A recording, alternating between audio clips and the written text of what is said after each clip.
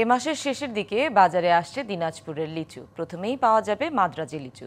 পর্যায়ক্রমে নামবে দিনাজপুরের জিআই স্বীকৃত বেদানা, বোম্বাই, চায়না 2, চায়না 3 ও কাঁঠালি জাতের লিচু।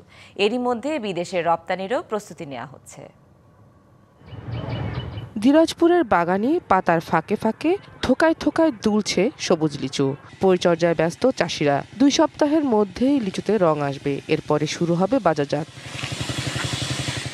জুনের প্রথম সপ্তাহেই মিলবে সব ধরনের লিচু। ভালো লাভের আশায় চাষিরা।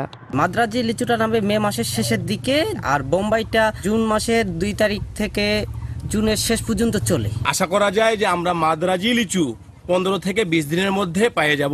লিচু মোটামুটি গাছে ভালোই আছে। একনল হ্যান্ড ওয়াশ 100% প্যারাবেন ফ্রি, তাই নিরাপদ হাতের জন্য আস্থা রাখুন একনলে। আবহাওয়া যদি ঠিক থাকে তাহলে হয়তো লিচুর আমরা ভালো লাভবান হব।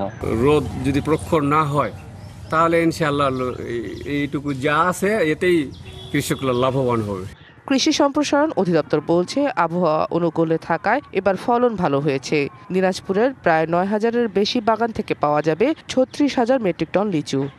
যে পরিমাণ আমাদের অর্জিত হয়েছে এবং যে ফলন আশা করছি তাতে প্রায় মার্কেট দরে আমাদের 701 কোটি টাকার মতো লিচু বাজারজাত হতে পারে। গুড এগ্রিকালচারাল প্র্যাকটিস অনুসরণ করে কিছু বাগান স্থাপন হয়েছে, যেটা আমরা বিদেশে রপ্তানিরও চেষ্টা থাকবে অব্যাহত।